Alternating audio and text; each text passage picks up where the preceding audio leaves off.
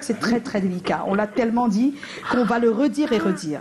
Y aurait-il des choses dans nos habitudes, sans le savoir, qui pourraient influencer les comportements de nos enfants et les transformer en des futurs violeurs? Est-ce que nous, on a des choses, on ne sait jamais, qu'on fait sans le savoir, qui pourraient malheureusement influencer les comportements de nos enfants au point de malheureusement leur faire devenir des violeurs ou alors des agresseurs sexuels. C'est mieux de dire. C'est ça que Joe a dit, de naître agresseur sexuel, c'est mieux.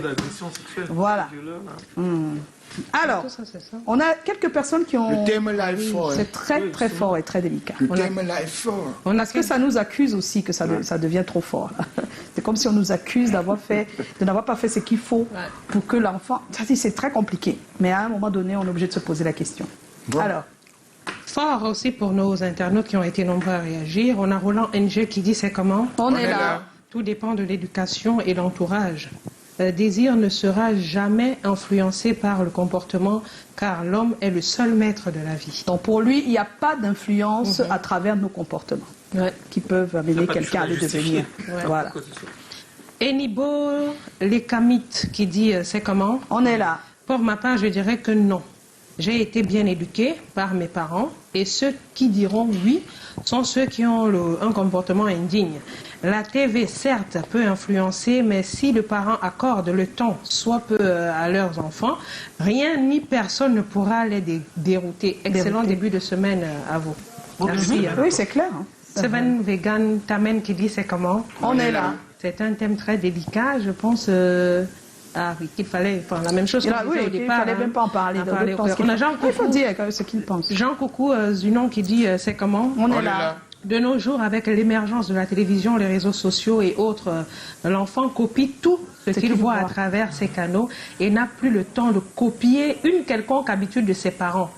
Pas faux. Junior Lériche qui dit c'est comment? On est là. Je pense que les parents doivent contrôler l'activité Internet de leurs enfants, car un enfant qui passe le temps à regarder des images obscènes dans son téléphone peut être facilement tenté de les reproduire par curiosité sans savoir qu'il est en train de commettre l'irréparable. On prend un dernier, le commère du taxi 237 dit c'est comment? On est là, le commère. Effectivement, oui. Je connais des parents actuellement qui marchent en nuisette et petite tenue devant leur fils de 9 ans.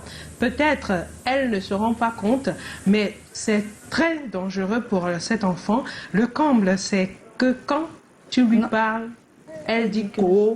C'est l'enfant, il connaît quoi. Voilà. Donc voilà pour les réactions. Voilà pour les réactions. Il y a beaucoup d'autres réactions vraiment sur la page. Ils se sont donnés à fond. Oui. Merci à vous. Merci à vous. Et c'est pas très faux tout ce qu'ils disent finalement. Pas voilà. vraiment. Donc on va retrouver le Vox Pop. Il faut dire que dans le Vox Pop aussi, on a de bonnes réactions. Honnêtement, pour moi, tout part toujours à la base, c'est-à-dire la naissance, les personnes avec lesquelles on a grandi, l'environnement. Moi, non. Sauf si peut-être les circonstances de la vie peuvent l'amener à faire cela, ou peut-être pouvoir remplir certains besoins, certaines conditions. Mais dire un homme normal, moi, non.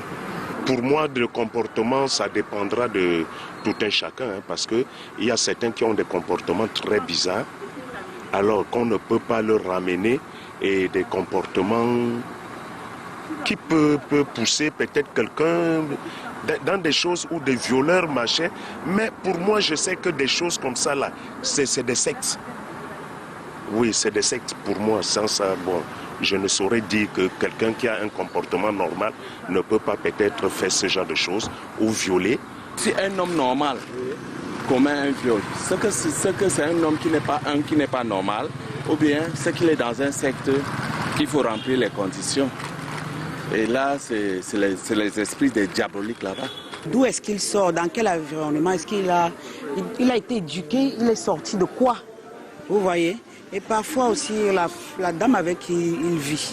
Les sectes sont les premières priorités qui poussent un être ou un homme à commettre ce genre d'acte. Peut-être c'est une maladie, c'est pas.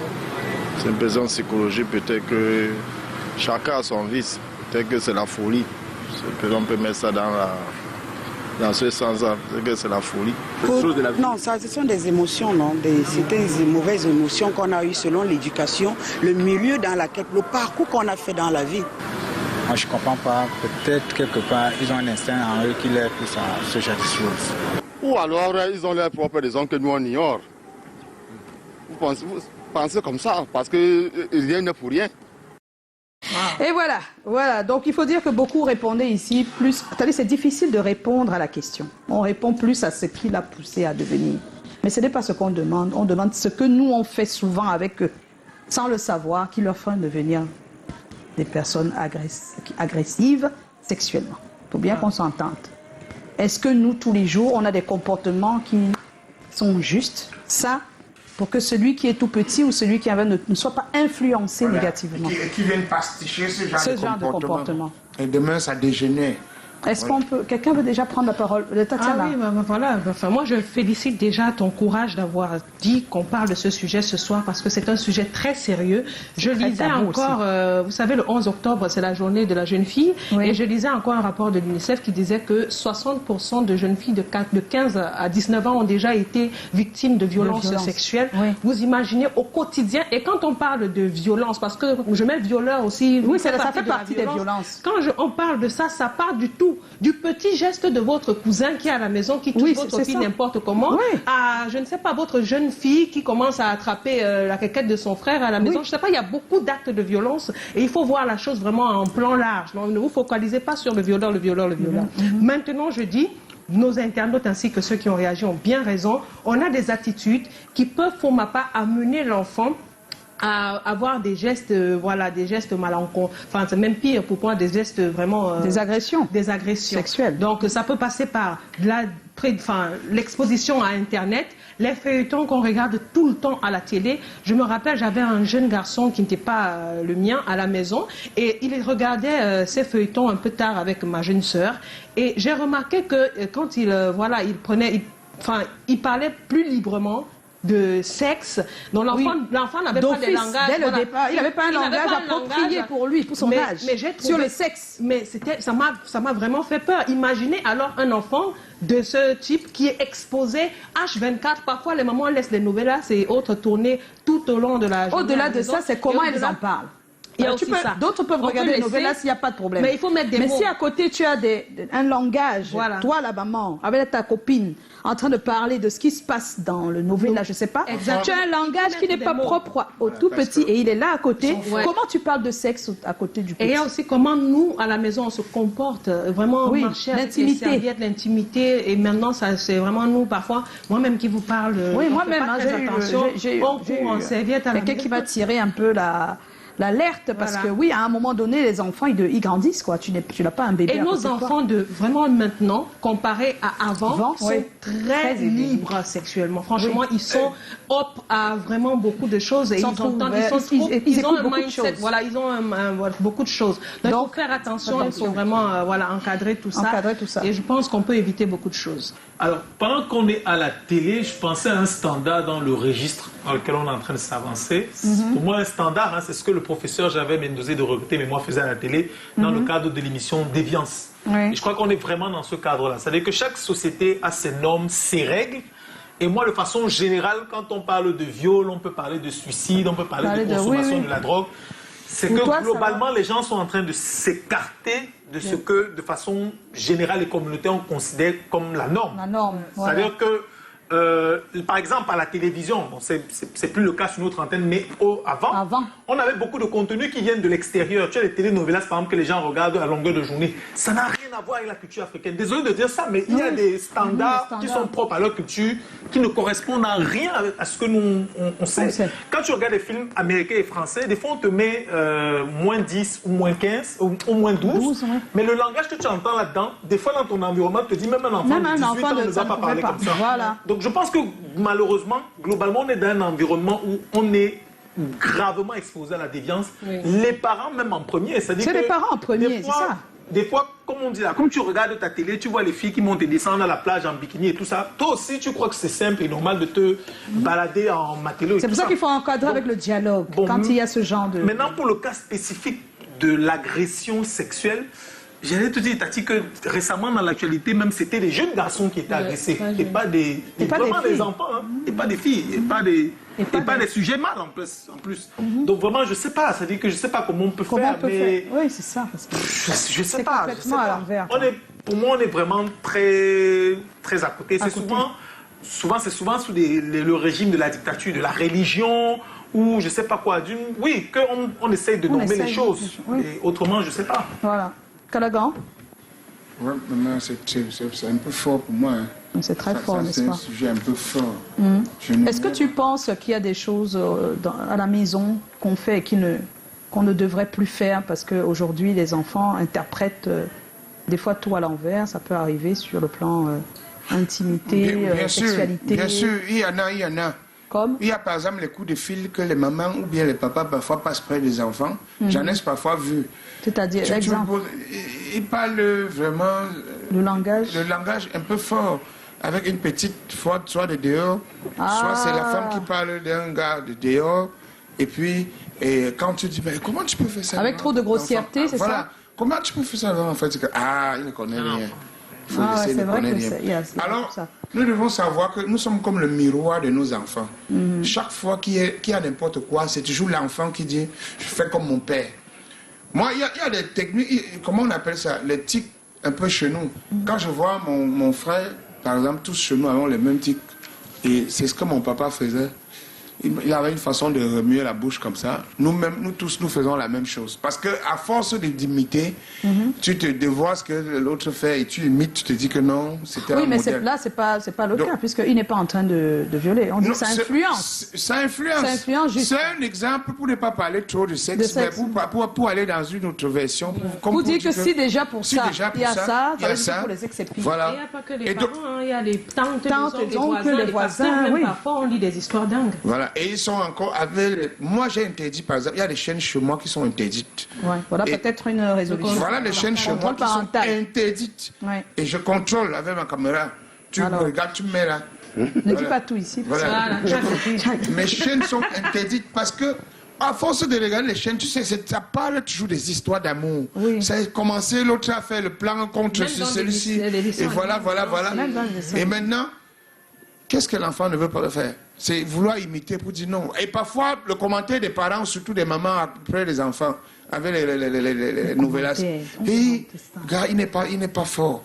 Je sens qu'il est léger. Parce qu'un vrai gars ne peut pas laisser ça. Voilà, et quand l'enfant comprend, soit la fille ou l'homme... Tu penses que l'enfant ne comprend pas? Il comprend, mais avec beaucoup de violence. Voilà. Donc demain, quand ça va arriver, parfois l'enfant te rappelle, ce n'est pas toi.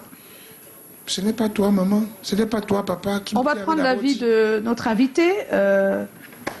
Déjà, c'est comme vous l'avez dit tout à l'heure, c'est un domaine un peu très délicat parce que j'ai vécu une scène où je réside actuellement, où j'ai vu un petit enfant grandir près de sa maman, où elle voyait sa maman défiler dans la maison avec des petits hauts, petits hauts.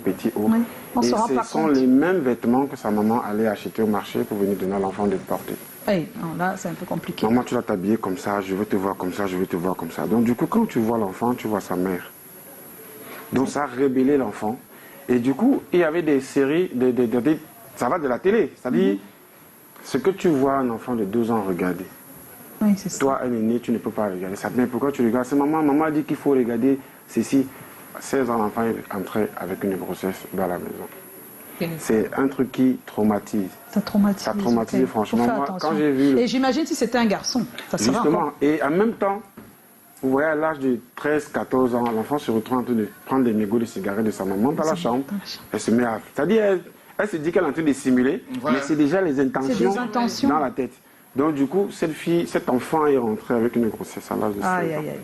Et les réseaux sociaux. C'est dur, hein, c'est dur, c'est vraiment dur. Bon, quelques trucs à retenir de ce que tout le monde a dit. Il y a contrôler l'éducation sexuelle de nos enfants, parce qu'il faut une éducation sexuelle. Désormais, on n'y peut rien. Il faut en parler avant que quelqu'un d'autre en parle et contrôler comment il évolue dans cette éducation. Et éviter les contenus obscènes devant eux.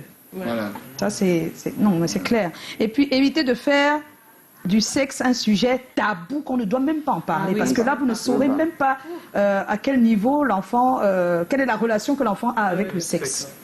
Et puis, éviter d'être dénudé partout dans la maison, devant les enfants. Il faut éviter ça. Bon, autre chose... Là, ça me concerne aussi. Moi aussi, ça me concerne. Voilà. Éviter le langage grossier devant les enfants. Ouais.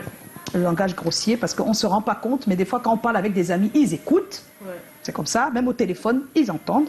Éviter de banaliser les sujets liés au sexe. C'est-à-dire, on vous dit de ne pas en faire un sujet tabou, de ne pas fermer la bouche, mais quand vous l'ouvrez aussi sur le sexe, s'il vous plaît, ne parlez pas du sexe comme si c'était, je ne sais pas quoi. Les gâteaux, là. Les gâteaux, voilà, comme si c'était, voilà. Oui, je sais, non, Joe. Éviter les ébats sexuels devant les enfants. Des fois, ça arrive, mais on n'avait pas prévu. Ouais.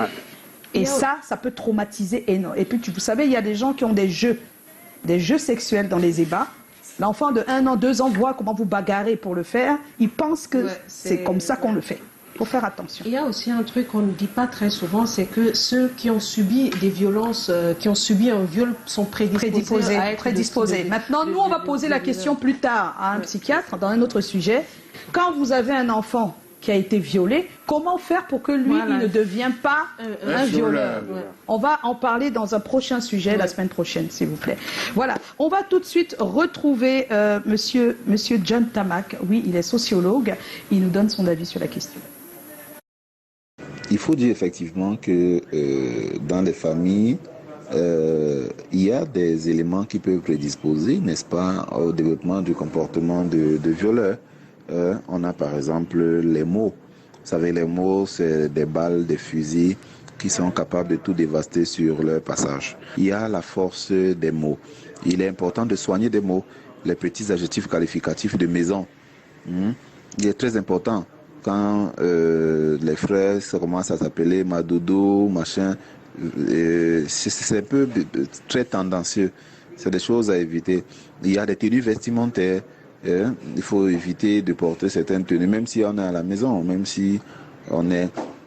Il y a des pratiques qui voudraient que les enfants de sexes différents dorment dans les mêmes chambres, même lit et tout ce que ça comporte, avec des discours parfois bizarres. Donc je pense qu'il y a des conditionnalités que, puisqu'aujourd'hui la socialisation est faite par d'autres agents de socialisation, c'est-à-dire les amis, les masses médias et tout, il faut donc éviter toute situation qui puisse prédisposer à rendre les personnes vulnérables à ce genre de sentiment de viol. Donc, les paroles, les proximités, les adjectifs qualificatifs utilisés, les tenues vestimentaires, voilà, les sujets abordés même à la maison.